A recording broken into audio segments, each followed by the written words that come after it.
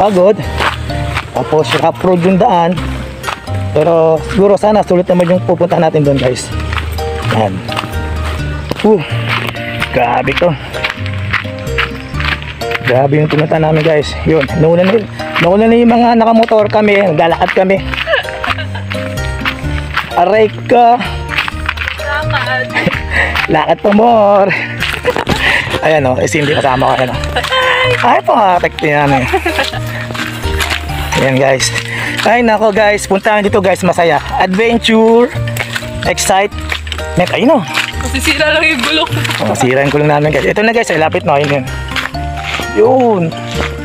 Ayun guys, yan. Magandang ano to, magandang trip to guys. Puntahan nyo guys. Sulit. Sulit guys.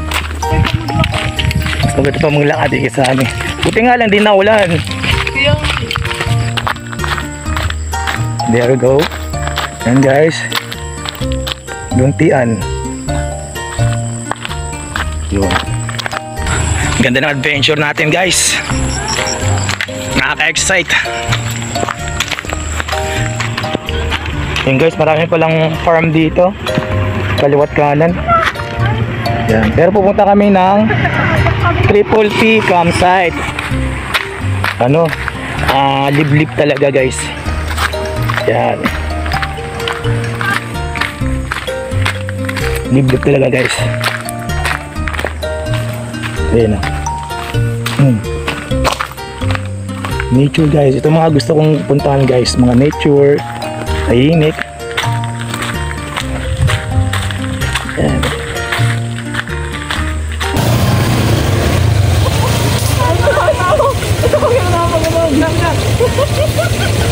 Ako pwede dito.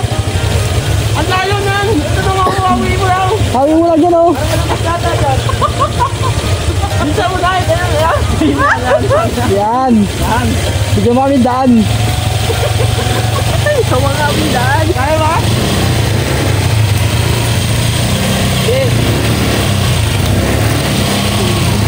A few moments later.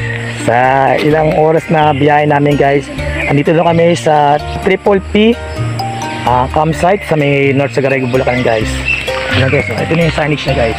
Sabihin niya, nandito na tayo guys. Kaya let's go guys, punta na tayo doon. Nandito na sila.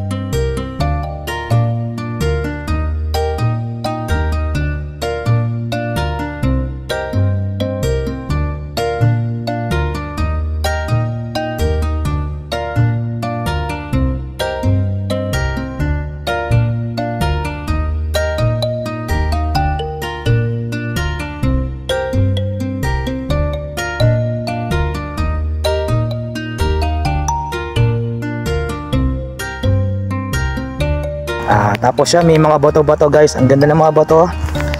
Makinis. May panghilot, pwedeng panghilot. Tapos the rest is yun na, pwedeng pang collection. Pero bawal mag-collect guys kasi nga saan yan, sa nature guys. Gawa ng nature yan. Kailangan natin protektahan yung kalikasan. Yan.